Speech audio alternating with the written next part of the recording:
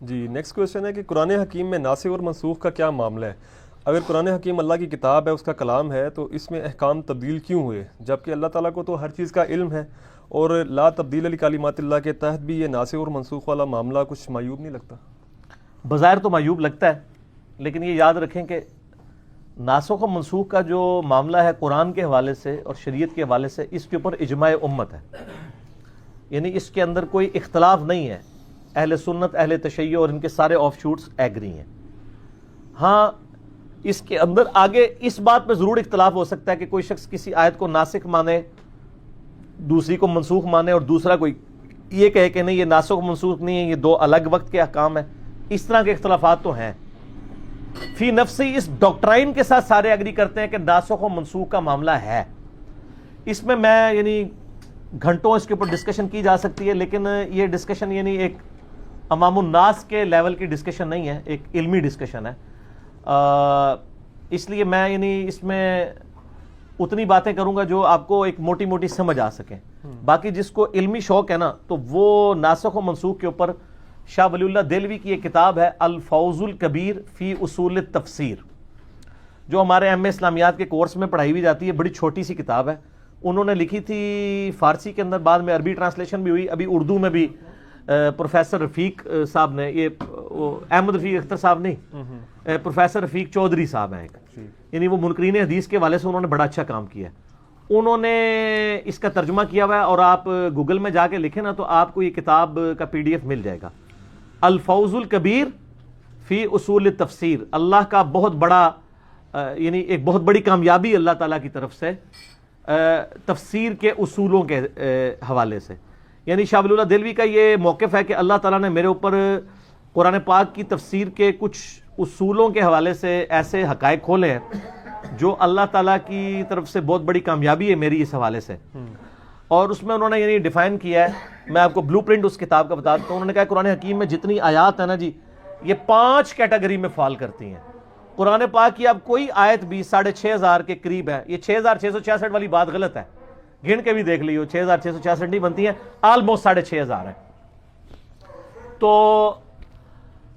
اس میں سے کوئی بھی آپ آیت اٹھائیں نا، وہ کسی ایک کیٹیگری میں فال کرے گی۔ پہلی کیٹیگری انہوں نے بیان کی ہے علم الاحکام، یعنی قرآن پاک کی وہ آیت احکام سے ریلیٹڈ ہوگی، ظاہر ہے جس میں نماز، روزہ، حج، زکوٰۃ، اس طریقے سے شریعت کے احکام ذکر ہیں، تو وہ سارے علم الاحکام کی کیٹیگری میں فال کرے گی۔ دوسری کیٹیگری انہوں نے کہا ہے علم المخاصمہ۔ مخاصمہ عربی میں کہتے ہیں علمی جھگڑے کو، تو کہتے ہیں دوسری قسم کی آیات ایسی ہیں جن میں اللہ تعالیٰ نے علمی دلائل کے ساتھ یہود و نصارہ اور جو منکرین خدا ہیں، دہریہ ہیں، ایتھیسٹ ہیں، مشرکین عرب کے غلط نظریات کا علمی رد کیا ہوگا، وہ آیات علم المخاصمہ کی کیٹیگری میں فال کرتی ہیں۔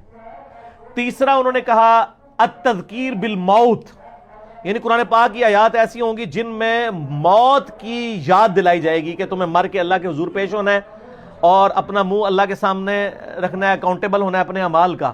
یہ ساری آیات کیا ہے؟ التذکیر بالموت، نصیحت کرنا موت کے ذریعے۔ 3 کیٹیگری ہوگی۔ چوتھی کیٹیگری انہوں نے کہی ہے کہ التذکیر بآلاء اللہ، یعنی اللہ تعالیٰ کی قدرت کی بڑی بڑی نشانیوں کے ذریعے اللہ تعالیٰ لوگوں کو نصیحت کرے گا۔ یہی لفظ ہے نا جو فَبِأَيِّ آلَاءِ رَبِّكُمَا تُكَذِّبَانِ، جس کا ترجمہ اکثر علماء نے غلط کیا ہے، تم اپنے رب کی کون کون سی نعمتوں کو جھٹلاؤ گے۔ نعمتیں نہیں ہیں، وہ تو دوزخ کی آیات کے بعد بھی یہی آتا ہے، تو دوزخ نعمت ہے۔ مودودی صاحب نے صحیح ترجمہ کیا ہے، جب دوزخ کی آیات آئی ہیں تو انہوں نے اسی اعتبار سے کہ تم اپنے رب کی قدرت کی اس بڑی نشانی کو اے جن و انس کے گروہ کیسے جھٹلاؤ گے۔ جب جنت کا ذکر ہے تو پھر نعمت ترجمہ کیا ہے۔ آلا کا مطلب ہوتا ہے فزیکل فینومینا آف نیچر، قدرت کی بڑی بڑی نشانیاں۔ اور 5ویں کیٹیگری انہوں نے بتائی ہے التذکیر بایام اللہ، اللہ کے بڑے بڑے فیصلوں کے جو دن ہیں ان کے ذریعے، وہ بھی قرآن پاک میں اچھا خاصا حصہ ہے۔ اور یہ الفاظ ایام اللہ، آلاء اللہ، یہ قرآن پاک میں ہی موجود ہیں۔ سورۃ الاعراف میں آتا ہے نا کہ اے موسیٰ ان کو ڈر سناؤ ایام اللہ کا۔ ایام اللہ پھر اللہ نے بتایا کون سے، وہ اللہ کے یوم میں سے ایک یوم تھا جب قوم نوح کو تباہ کیا گیا، اللہ کے فیصلے کا دن تھا نا وہ ایام اللہ میں سے ہے۔ پھر قوم موسیٰ کے لیے بھی ایام اللہ 10 محرم بن گیا، جو بخاری مسلم میں آتا ہے کہ قوم فرعون جو ہے وہ غرق کر دی گئی۔ تو اللہ تعالیٰ کے فیصلے کے جو بڑے بڑے دن ہیں اور ان دنوں کی یاد کرواؤ کہ یہ قومیں اس طرح ہلاک ہوئی تھی، یہ ہے التذکیر بایام اللہ. تو آپ یہ بہت بڑی آپ کہتے ہیں ڈسکوری ہے شاہ ولی اللہ دہلوی کی. آپ قرآن کی کوئی آیت اٹھا کے دیکھ لیں، اس 5 میں سے کہیں نہ کہیں وہ فال کرتی ہوگی. مثلا آپ کہتے ہیں آیت درود، ان اللہ و ملائکتہ یصلون علی النبی، یہ علم الاحکام کے اندر فال کرتی ہے کہ دروشی پڑھنے کا کہا گیا، ایک حکم دیا گیا. 10 کمانڈمنٹس آئی ہیں، ماں باپ کو اف تک مت کہو، شرک مت کرو، ناحق قتل نہ کرو کسی کو، ٹھیک ہے، زنا نہ کرو، چوری سے بچو. یہ ساری جو مختلف انداز میں آئی ہیں یہ علم الاحکام کے اندر آتی ہیں. پھر جو فکر آخرت کے اعتبار سے جتنی آیات ہیں، بل تؤثرون الحیات الدنیا والآخرۃ خیر وابقی ان ھذا لفی الصحف الاولی صحف ابراہیم وموسیٰ، یہ التذکیر بالموت ہے. پھر جتنے واقعات سورۃ الاعراف میں، سورہ ہود میں ڈیٹیل آئے ہیں کہ اللہ تعالیٰ نے ایک ایک پیغمبر کا ذکر کیا. ہم نے ہود کو ان کی قوم میں بھیجا تو قوم عاد نے کیا کیا، سمود کو بھیجا قوم سمود میں حضرت صالح علیہ السلام کو تو کیا کیا، تو ان کے مخالفین غرق کر دیے گئے. قوم یونس کا ذکر اور قوم موسیٰ کا ذکر، یہ سارے کے سارے کیا ہیں، التذکیر بایام اللہ. اور جو التذکیر بآلاء اللہ ہے اس میں سورہ رحمان پوری کی پوری، سورۃ النحل جس میں اللہ کی قدرت کی نشانیاں، سورہ الروم جس میں اللہ تعالیٰ کے فزیکل فینومینا آف نیچر کا ذکر، سورج چاند ستارے یہ سب اللہ نے بنائے ہیں. یہ ساری فزیکل فینومینا زمین و آسمان میں جتنی قدرت کی نشانی ہے یہ التذکیر بآلاء اللہ ہے. اور علم المحاسمہ سورۃ المائدہ، سورہ نساء، سورہ آل عمران میں جو یہودیوں اور عیسائیوں کے غلط نظریات کا اللہ نے رد کیا ہے، یا سورہ قاف کے اندر دہریہ لوگوں کا، ایتھیسٹ کا رد کیا ہے، اللہ کی ایگزسٹنس کے پروف دیے ہیں جتنے بھی قرآن پاک میں. جہاں جہاں آتا ہے کہ وہی اللہ تمہیں مردہ سے زندہ کرے گا، جس نے جو ہے وہ مردہ زمین میں پانی برسا کے تو بیج کو درخت بناتا ہے، اس طرح تمہیں بھی اٹھایا جائے گا. یہ سب کے سب جو مخاسمہ کیا جاتا ہے علم المحاسمہ ہے. اسی کتاب میں انہوں نے ایک ناسخ و منسوخ کا چیپٹر بھی باندھا ہے 20-25 صفحوں کا. اس میں انہوں نے یعنی پرانے بزرگوں کے حوالے بھی دیے ہیں. پھر اینڈ پہ انہوں نے کہا کہ میرے نزدیک قرآن کی صرف 5 ہی آیات ہیں جو منسوخ ہیں. بعض کہتے ہیں 500 ہیں، بعض کہتے ہیں 200 ہیں. انہوں نے سب کے ساتھ علمی اختلاف کر کے اینڈ پہ انہوں نے کہا 5 یعنی اسکروٹنی کر کے میرے نزدیک بنتی ہیں، جس میں جس طرح ایک سورۃ البقرہ میں آیا ہے کہ وصیت تم پہ لازمی کی گئی ہے، جب تمہارے موت کا وقت آئے تو اپنے ماں باپ اور بیوی بچوں کے لیے اپنے مال میں وصیت کرو. تو اس کی منسوخی سورہ نساء میں جب وصیت وہ جو وراثت کے احکام آ گئے تو یہ آیت منسوخ ہوگی. ٹھیک ہو گیا. اسی طریقے سے سورۃ الانفال میں آتا ہے کہ اگر اہل ایمان ہے، ایک اہل ایمان جو ہے وہ 10 کے اوپر بھاری ہے، پھر اللہ تعالیٰ فرماتا ہے اب کمزوری تمہارے اندر آ گئی. کیونکہ کمزوری یہ نہیں کہ سابقون اولون کمزور ہو گئے ہیں، کمزوری یہ ہوگی ہے کہ اوورآل اب جو نئے مسلمان ہوئے ہیں تعداد تو بڑھ گئی ہے، لیکن ابو بکر، عمر، عثمان و علی کے لیول کے لوگ نہیں، بعد کے لوگ. لہٰذا اب ریشو پروپورشن نیچے آ گئی ہے. اب ایک مسلمان 10 پہ بھاری نہیں ہے بلکہ 2 پہ بھاری ہے. تو یہ ناسخ و منسوخ اس طرح کی تو انہوں نے مختلف لکھی ہیں. اس میں کوئی قرآن پاک کی یعنی والا معاملہ نہیں آتا. شریعتوں میں بھی ناسخ و منسوخ ہوا ہے اور اس کی دلیل جو ہے وہ سورہ بقرہ کی آیت نمبر ہے 105. اس کی تفسیر بھی آپ پڑھ لیں، تفہیم القرآن میں بھی پڑھ لیں اور باقی جگہ پہ بھی تدبر القرآن میں بھی پڑھ لیں. اعوذ باللہ من الشیطان الرجیم، بسم اللہ الرحمن الرحیم. ما ننسخ من آیاتہ او ننسیہا نأتی بخیر منہا.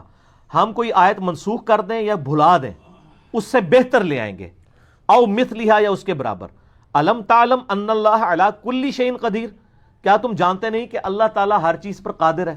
یہ بھی اس کی قدرت ہے کہ اللہ تعالیٰ پابند نہیں ہے اپنے معاملے کا بھی. باقی رہا لا تبدیل لکلمات اللہ، یہ بات ٹھیک ہے کہ اللہ کے کلمات نہیں بدلتے، لیکن یہ بھی اللہ تعالیٰ کے کلمات ہیں کہ ان اللہ علی کل شیء قدیر. اللہ تعالیٰ اپنی ڈیسٹنی میں کسی فیصلے کو چینج بھی فرما سکتا ہے، شریعت کو چینج بھی فرما سکتا ہے. اس کا وہ پابند تو نہیں ہے نا.